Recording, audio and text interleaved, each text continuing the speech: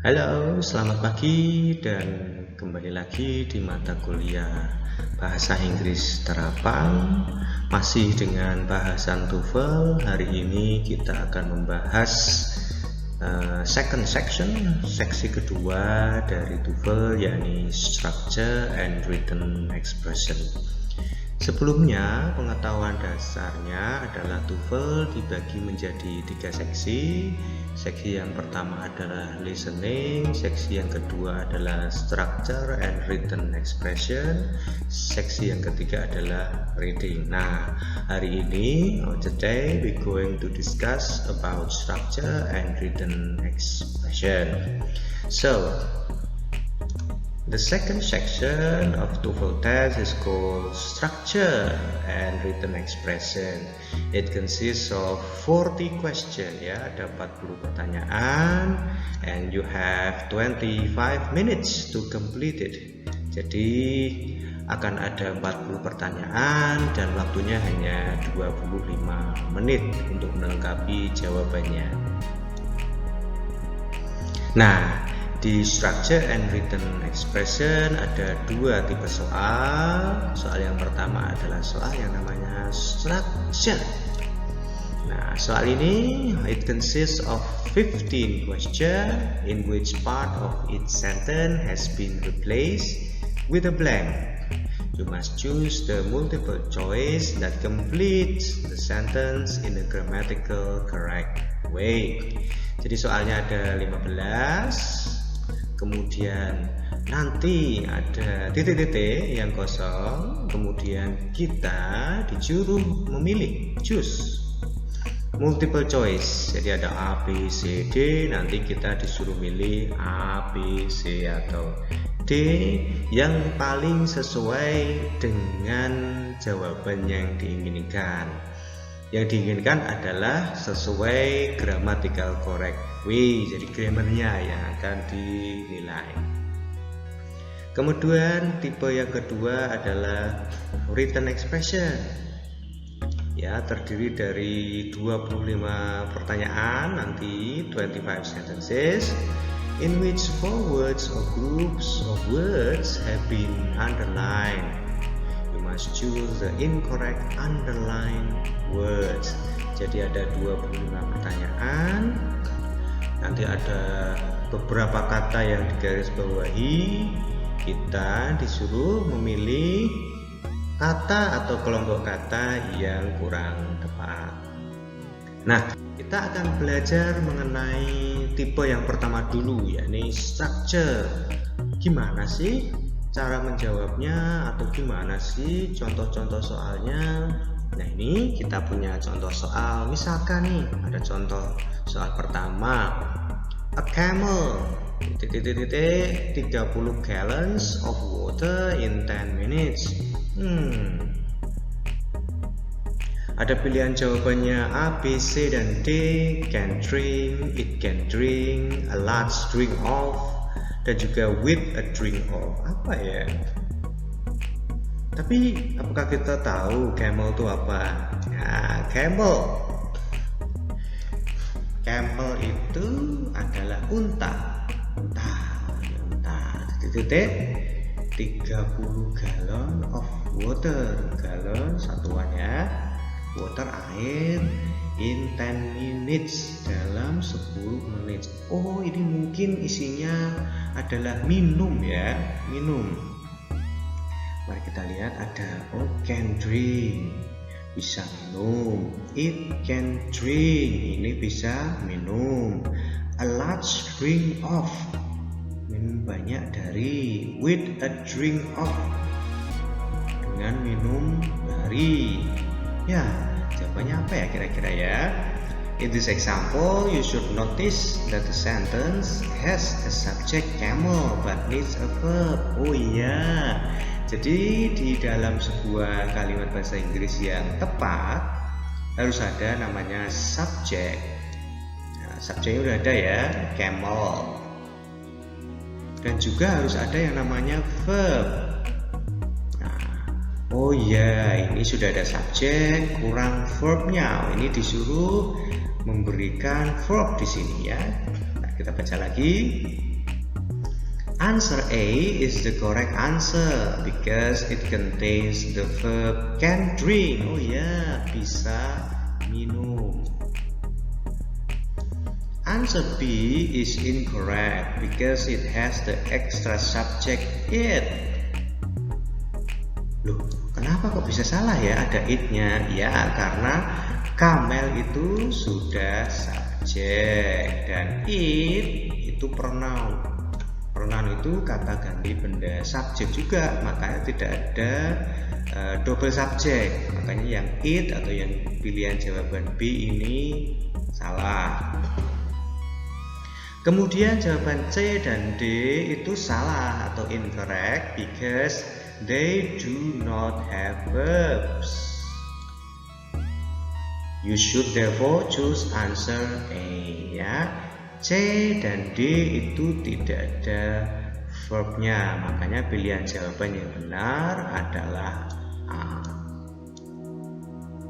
Ya, ingat-ingat, jadi strukturnya itu formatnya seperti ini. Nanti akan ada kalimat, ada kosong, kemudian kita disuruh mengisinya dengan pilihan ganda yang sudah disediakan. Begitu formatnya pertanyaan TOEFL khususnya tentang structure.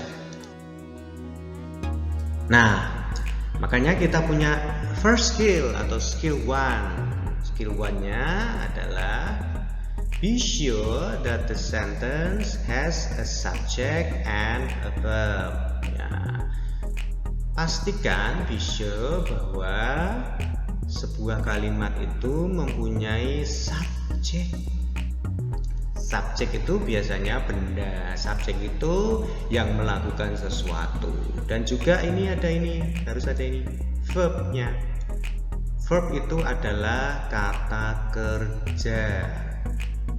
Ingat-ingat, di sebuah kalimat harus ada subjek dan juga kata kerja. Mari kita lihat contoh yang lain. Nah ini sekarang kosongnya di depan ya, titik was backed up for miles on the freeway. Apa ya jawabannya? Oh, ada pilihan jawaban. A, yesterday. B, in the morning. C, traffic. D, cars. Apa ya kira-kira ya? Mari kita lihat petunjuknya. In this example, you should notice immediately that there is a verb was, but there is no subject. Oh iya, subjeknya tidak ada yang depan sini. Berarti jawabannya kemungkinan besar adalah subjeknya. Jadi answer C is the best answer because it contains the singular subject traffic that agrees with the singular verb was. Ya, was ini ya, to be singular. Ya, kita baca lagi answer A, yesterday, and answer B, in the morning, are not subject. Ya, yesterday ini nggak mungkin karena yang dibutuhkan adalah subjek. In the morning nggak mungkin karena ini semuanya keterangan bukan subjek. So they are not correct. Although answer D, cars, could be a subject, it is not correct because cars is plural and it does not agree with the singular verb was. Cars juga subjek, akan tetapi cars itu kan banyak ya, namanya plural. Jadi tidak cocok dengan was. Was itu singular, jadi yang cocok adalah C, traffic.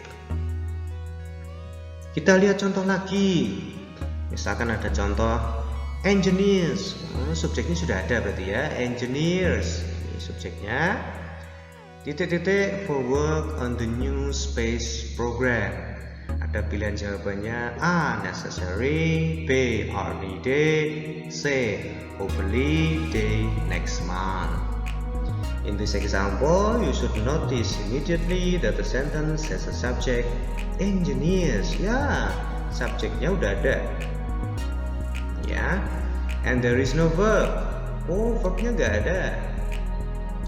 Because answer B are needed is verb, it is the best answer. Ya, B ada R-nya ini ya, are needed. Answer A, C, and D are not verbs, so they are not correct. Ya, ada are needed, makanya jawabannya adalah B. Loh, nah kenapa A salah? Karena A itu bukan verb. Necessary itu apa ya, kata apa ya? Necessary itu penting ya, berarti bukan verb, bukan kata kerja penting itu. Hopefully itu kata apa ya? Hopefully itu semoga kata kerja nggak ya? Enggak, semoga bukan kata kerja, berarti yang C salah.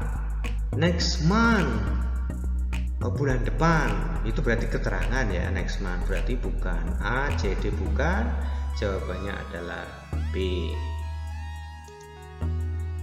Nah, jadi skill 1-nya diingat-ingat, be sure that the sentence has a subject and a verb. Ya, ada subjeknya, ada verbnya. Mana yang biasanya ditanyakan atau yang dihilangkan? Kalau nggak subjeknya, ya verbnya. Contoh yang lain, the boy, subjeknya sudah ada, jadi pertanyaannya adalah verbnya ya. The boy going to the movies with a friend. Ya, pilihan jawabannya adalah A, he is. B, he always was. C is relaxing. D will be. This sentence has a subject boy and has part of a verb going to be correct. Some form of the verb be is needed to make the sentence complete. Answer A and B are incorrect. A dan B salah. Because the sentence already has a subject boy and does not need extra subject. Ya, the boy sudah subjek orang ya, anak lelaki itu. He kok didouble berarti salah, ini salah. Ada he lagi berarti salah. Answer C is incorrect because relaxing is an extra verb part that is unnecessary because of going. Ya, C-nya salah. Relaxing, going, double verb. Verbnya 2, jadi nggak bisa ya, salah ya. Jadi yang paling tepat adalah D. D is the best answer. Will be. Oh ya, cocok ya. Karena will itu akan, going itu pergi ya, akan pergi. Oh ya. Jadi yang paling benar adalah D. The boy will be going to the movies with a friend. Oke. Jadi ingat-ingat skill pertamanya adalah nih ya, subject and verb. A sentence must, a sentence in English must have at least one subject and one verb. Nah, mari kita latihan. Ini adalah latihannya untuk mengasah kepekaan kita terhadap subjek dan juga verb. Exercise 1. Underline the subject once and the verb twice in each of the following sentences. Then indicate if the sentences are correct. C or incorrect E. Jadi disuruh memberikan C atau I. C berarti benar, I berarti salah. Ini sudah dikasih 2 contoh nih. Nomor 1 misalkan, last week when fishing for trout at the Narbe Mountain Lake. Salah, karena belum ada subjeknya. Last week keterangan, when pergi. Pergi itu verbs ya. Pergi itu verbs, kata kerja. Fishing, memancing. Incorrect karena tidak ada subjeknya. Berarti kita kasih tanda I di sini. Kemudian yang kedua, a schedule of the day's event can be obtained at the front desk. Ya. Kita lihat ya, subjeknya sudah ada. A schedule of the day's event ya, can be obtained, bisa didapatkan, didapat. Oh ya, sudah ada verb, ada subjeknya, ada verbnya, berarti adalah correct atau C.